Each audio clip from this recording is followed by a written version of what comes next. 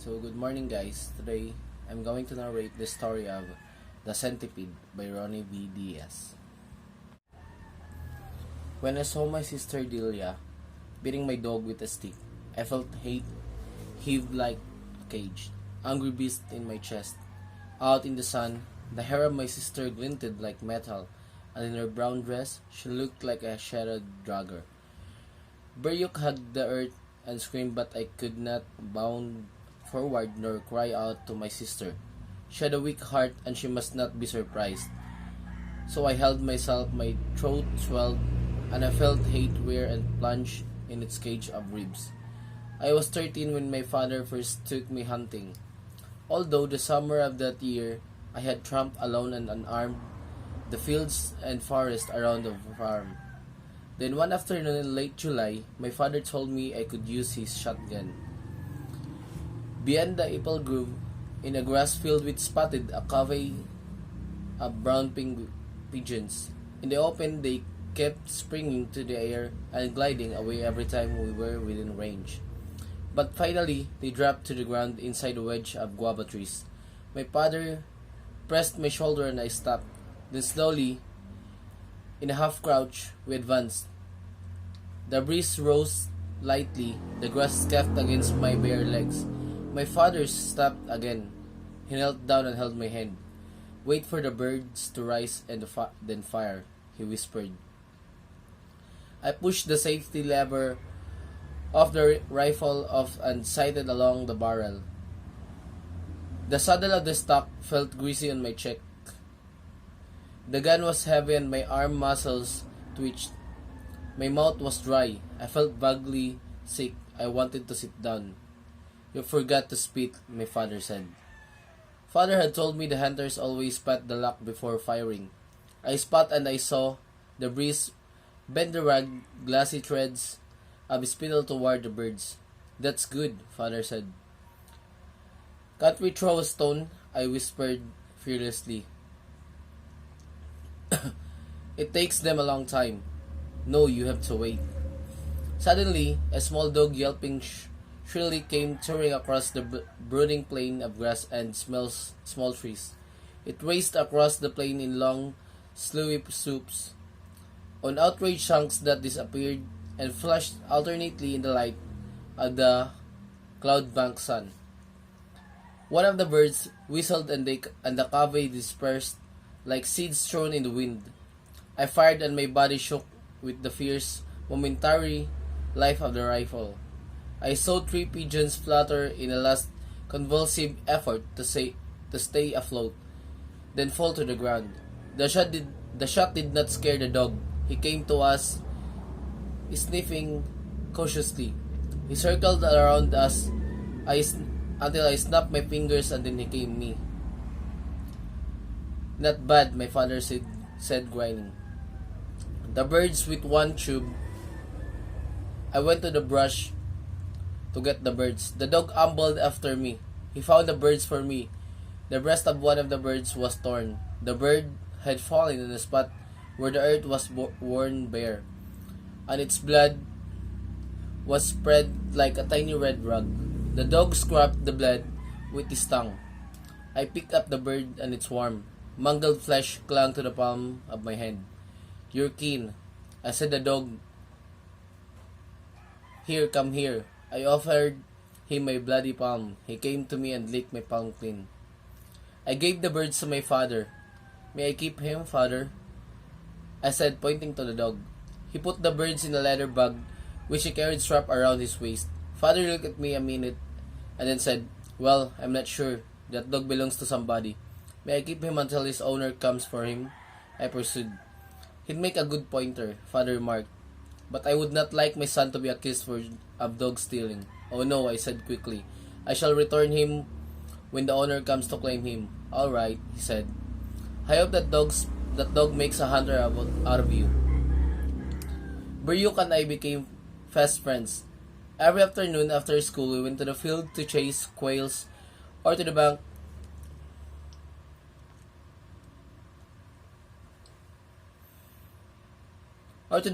of the river, which was fenced by tall blade sharp reeds to flash snipes.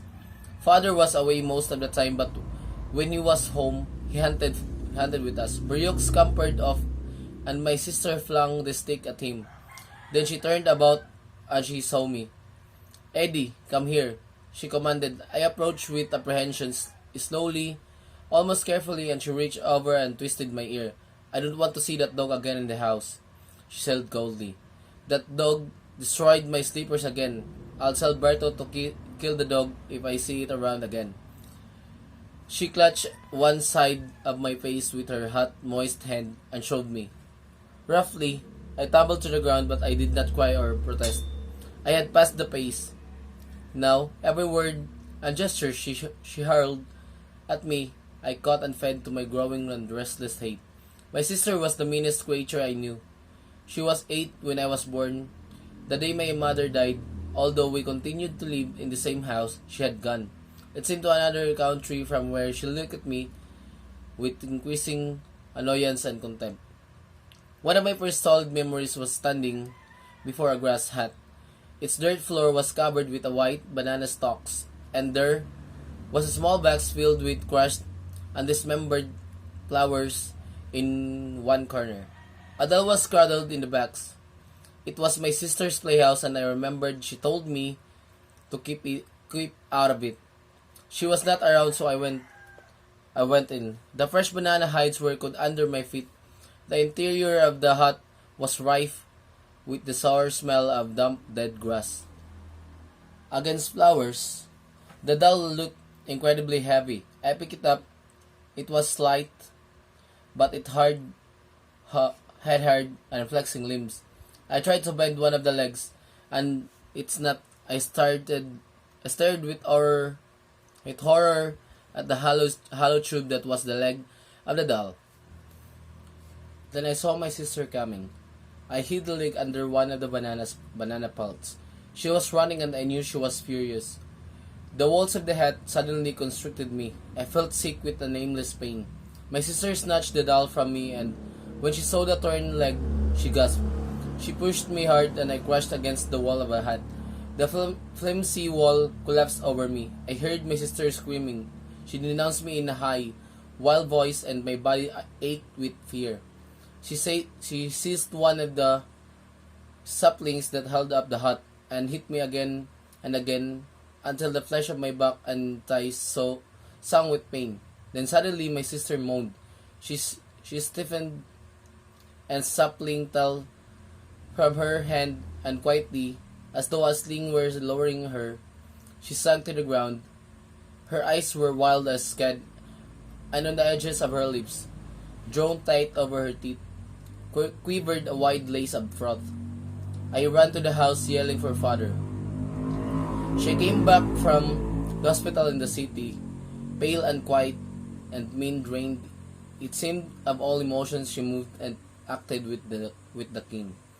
Perversity, the deceptive dullness of the sheathed knife, concealing in her body that awful power of inspiring fear and pain and hate, not always with its drawn blade, but only with its fearful shape, defined by the sheath, as her meanness was defined by her body. Nothing I did ever pleased her. She destroyed willfully anything I liked. At first, I took it as a process of adoption, a step of adjustment.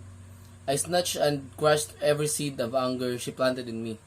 But later on, I realized that I had become a habit with her. I did not say anything when she told Berto to kill my monkey, because it snickered at her one morning. While she was brushing her teeth, I did not say anything when she told father that she did not like my pigeon house, because it stunk and I had to give away my pigeons, and Berto had to chop the house into kindling wood. I learned how to hold myself because I knew we had to put up with her whims to keep her calm and quiet. But when she dumped my butterflies into a waste can and burned them into the backyard, I realized that she was spiting me. My butterflies never snickered at her, and they did not smell.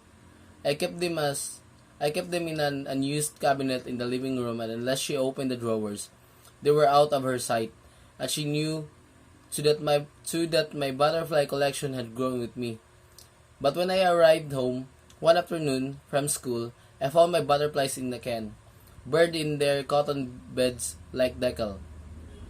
I wept and father had to call my sister for explanation.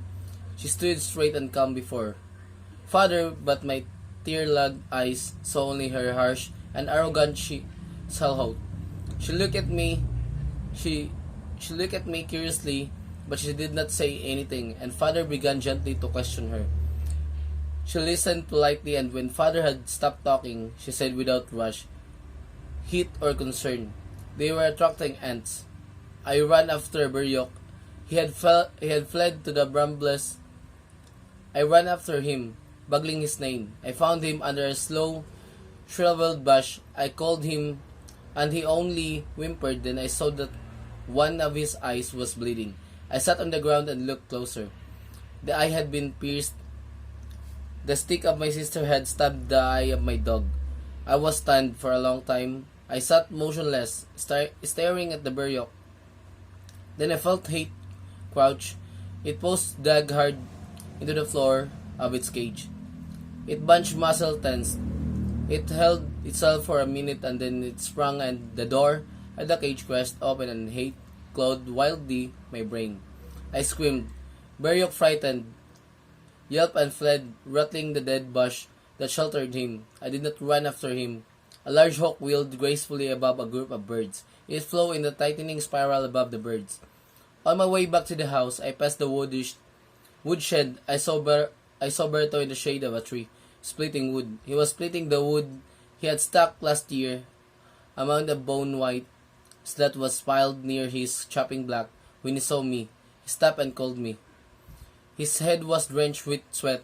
He brushed away the sweat and hair from his eyes and said to me, "I've got something for you."